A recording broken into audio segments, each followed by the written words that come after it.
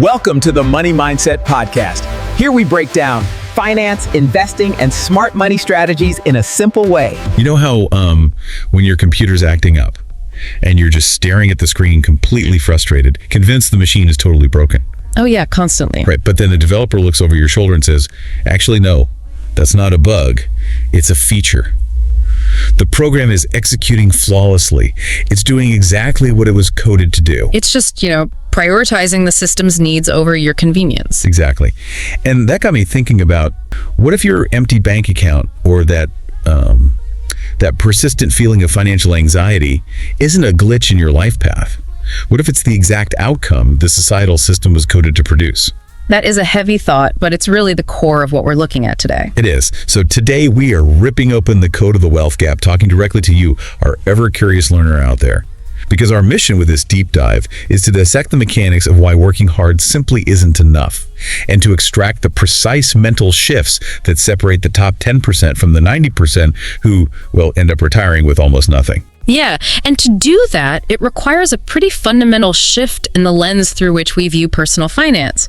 We really have to move away from this heavy burden of individual failure and start analyzing the systemic design. Okay, let's unpack this, because we really need to understand the invisible rules of the game we are currently playing. Right, and if we connect this to the bigger picture, the rules of money aren't hidden from us. They just, they aren't taught in the standard curriculum. Which is wild when you think about it. I mean, we spend years, thousands of hours mastering complex algebra, analyzing literature, memorizing ancient history. It's stuff you rarely use every day. Exactly. Yet we receive zero formal training on the mechanics of capital, or the mathematics of compounding, or the strategic use of debt. It's just a glaring omission. It is. And the source makes a really bold claim here. It implies that this silence isn't an accident. The educational and societal operating system we're handed, go to school, get good grades, secure a stable job, work for 40 years, and just pray your pension holds out. It was never actually designed to make us wealthy. Right, it was designed to make us useful. Precisely. To create a populace that is productive, obedient, and just comfortable enough to keep the economic machine humming. The system needs employees, it needs consumers and borrowers. It doesn't inherently need more millionaires. So I'm going to push back on that premise just a bit, though, because framing the traditional path, like getting a degree and climbing the corporate ladder, as merely being useful to the machine, that sounds dangerously close to calling a good education and a stable career, like a total scam. Oh, sure. And that's a really crucial distinction, and I'm glad you brought it up. The career path isn't a scam or a fool's errand. The foolishness lies in treating the salary as the finish line rather than just the starting block. Okay, so a job is just a starting point. Exactly. A high-income job is a phenomenal tool for generating your initial capital, but a job is linear. You are trading a unit of time for a unit of currency. The wealthiest individuals, the top 10%, they recognize that a salary is meant to sustain you and fund your investments, not to ultimately liberate you. That makes a lot of sense. So if your entire financial architecture relies solely on your continued physical labor, you just have a highly vulnerable system. Right, because you can't work forever. Which brings us to the exact mechanisms that keep people stuck. Let's examine the 5 silent wealth killers, or the traps, that keep 90% of people exactly where they are. Let's do it.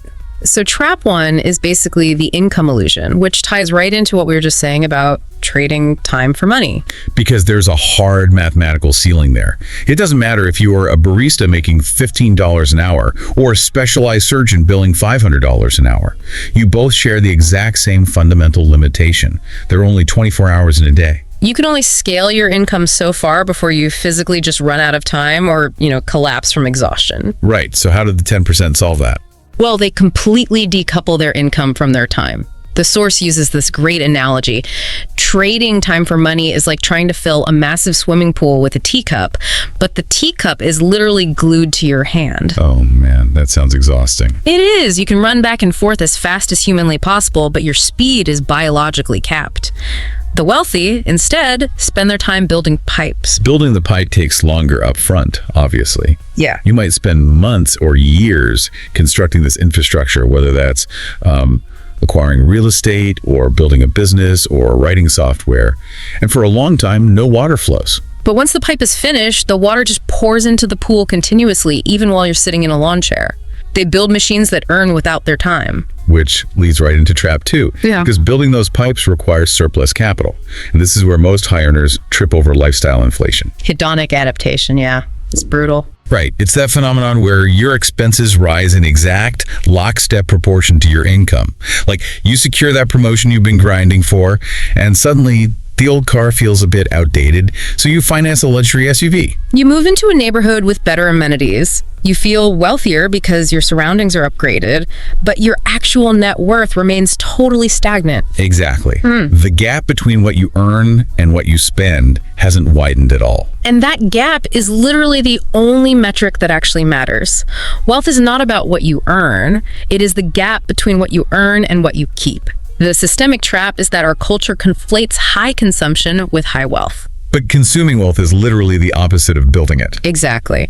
When the 10% experience a windfall, they intentionally suppress the urge to upgrade their lifestyle. They use those windfalls to upgrade their portfolios, to buy more pipes, basically. But here's where it gets really interesting, I think. Because if someone hits a wall and they can't out-earn their lifestyle inflation, the societal band-aid that's just readily available everywhere is consumer debt, which is trap 3. The debt dichotomy. Yes. And the source has these terrifying specific numbers. Like, average credit cards charge 18 to 25% interest. So a $5,000 balance burns over $1,000 a year for literally nothing. It's financial self-sabotage for the 90%.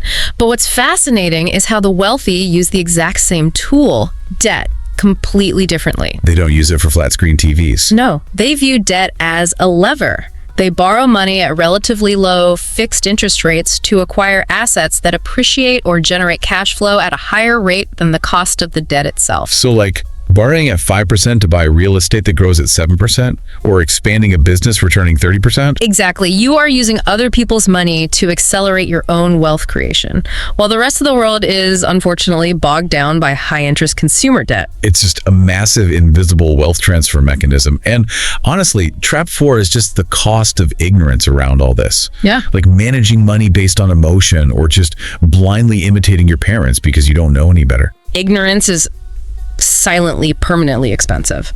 But I would argue trap 5 is even more devastating, which is the cost of time, or, waiting for the perfect moment. Oh yeah, I'll start funding my portfolio once the car's paid off, or I'll start when interest rates drop a bit. It masquerades as prudence, right? But it's fundamentally a misunderstanding of how compounding actually operates.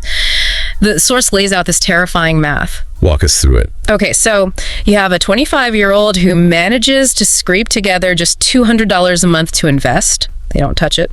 Then you have a 40-year-old who realizes they need to catch up, so they aggressively invest $500 every single month. By the time they both hit retirement, the person who started at 25 still utterly crushes the older investor. Crushes them, even though they put in less than half the monthly amount. Because compounding isn't a straight line. It's a snowball rolling down a very long hill. The 40-year-old is at the bottom of the hill, desperately throwing massive shovelfuls of snow at a small snowball.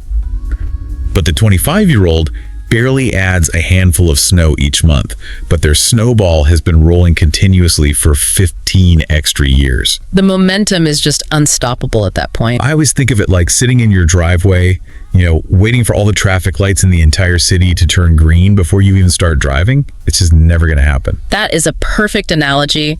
Every month you wait, you are permanently forfeiting that explosive growth at the end of the compounding curve. Okay, so knowing the traps is only half the battle. If we want to join the 10%, we have to actively write a new script. Yeah. So let's talk about the principles of the 10% in action.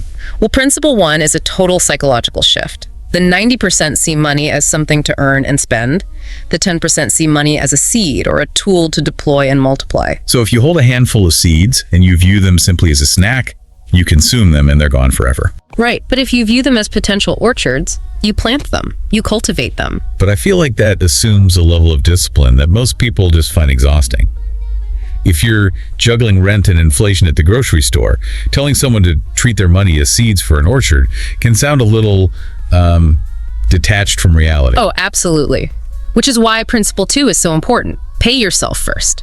And the key here is entirely removing willpower from the equation, because willpower is a depletable resource. So you automate it. Exactly. Taking a minimum of 10% of every paycheck and automating its transfer to investments before rent, before bills, before anything. You're basically creating artificial scarcity for yourself. Yes, it leverages Parkinson's law. Work expands to fill the time allotted, and in finance, expenses expand to consume the available capital.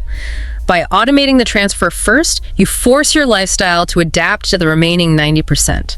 It tells your brain that your future matters more than today's comfort. That makes total sense. And once that money is automated, where is it going? That leads us to principle 3, the 7 engines. The source points out this specific statistic that the average millionaire has 7 streams of income. And that number often induces panic because people think, I am barely surviving my one 40-hour-a-week job. How am I supposed to work 7 jobs? Right. But that's not what it means at all. No, not at all. It goes back to decoupling time from money. It means building passive engines. So you have your primary career, which is your active engine, but then you build passive ones, freelance skills, dividend stocks, online courses, rental properties, maybe a YouTube channel. It creates a structural resilience. If your active engine stalls out, like the company downsizes, your financial vehicle doesn't immediately crash. Exactly. The other engines are still firing in the background. But let's talk about the fuel for those engines, specifically principle 4, which is consistent growth in the stock market. Because people think you have to be this hyper-vigilant day trader to win. Yeah, timing the market, predicting macroeconomic shifts. But the actual strategy of the wealthy is remarkably aggressively boring. Boring is good. It really is. They rely heavily on broad-based, low-cost index funds. They are essentially buying a tiny slice of the entire productive economy. Historically, over the long term, the broader market has reliably returned an average of around 10% annually. The mechanics are simple, but the psychology is brutal, right? When the market inevitably corrects and drops 20% in a month, the biological instinct is to panic and pull the money out. Which transforms a temporary paper loss into a permanent destruction of capital. The key is never trying to time the market or panicking during drops. You just ride through them. And this is principle 5, ironclad protection. You can only ride through that volatility if you have the structural luxury to do so. This raises an important question for you, the listener. Are you managing your personal finances like a single leaky bucket or like a diversified, robust corporation? You cannot play aggressive financial offense if you have zero defense. So we're talking about building a 3 to 6 month emergency fund. Yes, a robust liquidity buffer, so that if a crisis hits, you draw from static cash rather than being forced to interrupt compounding and sell your assets at a massive loss. Right, and obviously learning legal tax strategies is part of that defensive moat too.